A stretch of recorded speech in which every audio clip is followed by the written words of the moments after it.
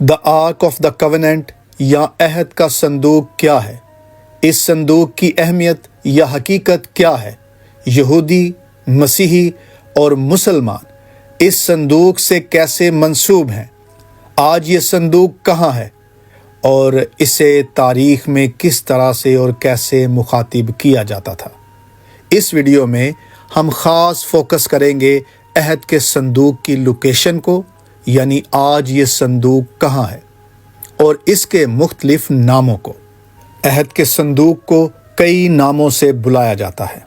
انگریزی میں ark of the covenant, ark of the testimony, the ark of God یعنی عہد کا صندوق، خدا کا صندوق، خداوند کا صندوق، صندوق شہادت یا شہادت کا صندوق، یا پھر گواہی کا صندوق، یہوہ کا صندوق، یہوہ کے عہد کا صندوق، تابوت العہدی، آرک آف ٹرینکولیٹی مطلب شانتی کا صندوق، امن کا تابوت۔ عہد کے صندوق میں پتھر کی 2 لوہیں تھیں، من سے بھرا ہوا مرتبان اور ہارون کا عصا تھا۔ مسلمانوں کے ہاں اسے تابوت سکینہ کہا جاتا ہے، اور اس نام کے پیچھے ایک تھیولوجیکل انڈرسٹینڈنگ ہے جس سے مسلمان علماء کرام نہ جانے کیوں نا واقف ہیں، یا تو کسی تعصب کی وجہ سے یا پھر اصل بنیاد تک ان کی رسائی نہیں ہوئی، اور ہمارے مسلمان بھائی ایٹمولوجیکل فیلسی کا شکار ہو گئے۔ جیسے کہ لفظ تابوت کو بیان کرتے ہوئے فرماتے ہیں کہ تابوت تب سے ہے، جس کا مطلب ہے ریٹرن یعنی رجوع کرنا۔ فیئر انف، یہاں تک ٹھیک ہے۔ تابوت عبرانی تبا سے یہودی ارامی تبوتا میں آیا ہے، اور پھر وہاں سے عربی میں تابوت ہو گیا، لیکن اس کے بعد والے لفظ کی بنیاد معلوم کیے بغیر اسے بیان کیا جانے لگا، جہاں سے کمزور وضاحت سامنے آنے لگی، اور وہ دوسرا لفظ ہے سکینہ۔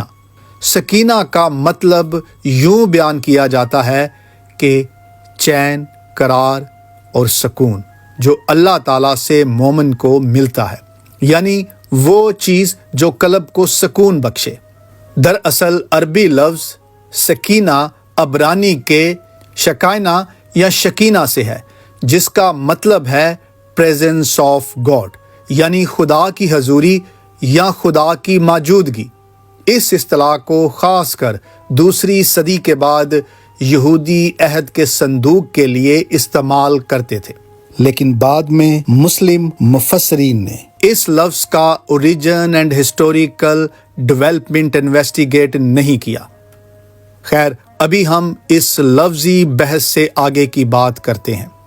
قدیم یہودی روایات اور جوئش میتھولوجی میں بیان کیا گیا ہے کہ عہد کا صندوق آدم کے پاس تھا، اور وہیں سے بزرگ یعقوب تک پہنچا اور پھر بنی اسرائیل کو ملا، اور اسی ٹریڈیشن کو اہل اسلام نے بھی ایڈاپٹ کیا۔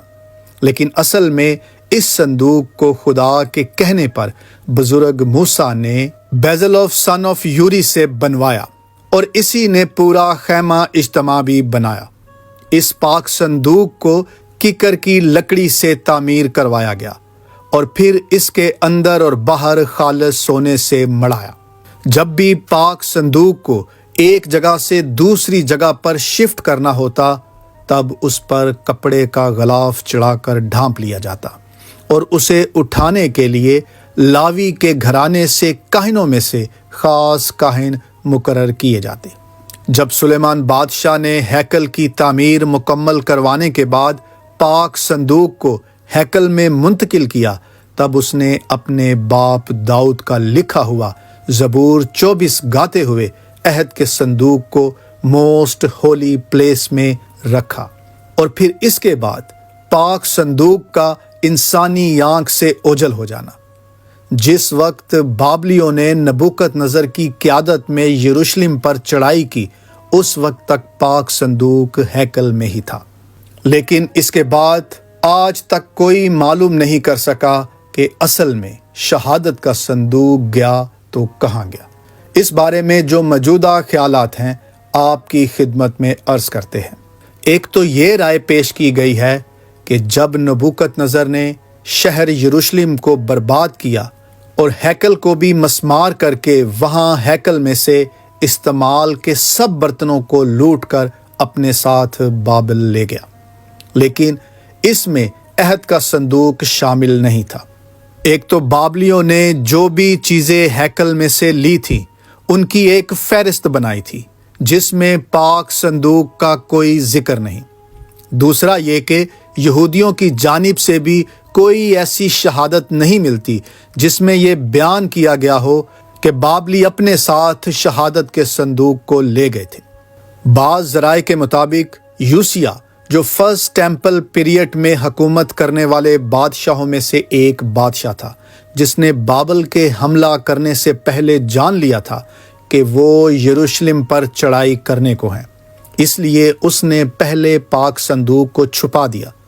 اس بارے میں یہودیوں کی کتاب مدراش میں درج ہے کہ یوسیہ بادشاہ نے ہیکل کے اندر کسی مقام پر ایک گڑھا کھودا اور اس میں صندوق کو چھپا دیا۔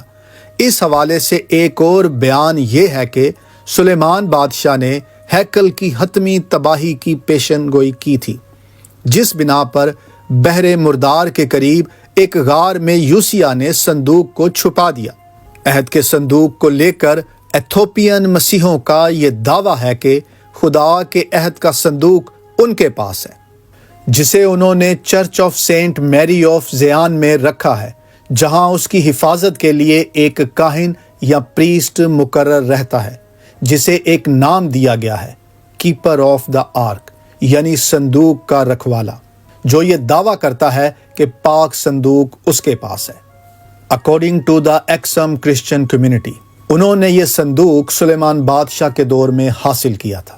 ملکہ سبا کے بیٹے مینلک نے یروشلم شہر کے دورے کے بعد صندوق کو چرا لیا تھا، اور آج تک اس صندوق کو کوئی دیکھ نہیں سکتا سوائے اس کاہن کے جو اس کی رکھوالی کے لیے مقرر ہوتا ہے۔ صرف اور صرف اسے ہی اس صندوق تک رسائی حاصل ہے۔ اس دعوے کی تصدیق تو تب ہی ممکن ہوگی جب دوسرے لوگوں کو اس صندوق تک رسائی ملے گی۔ ایک زیادہ قابل فہم دعویٰ آثار قدیمہ کے ماہر لین رٹمائر کا ہے۔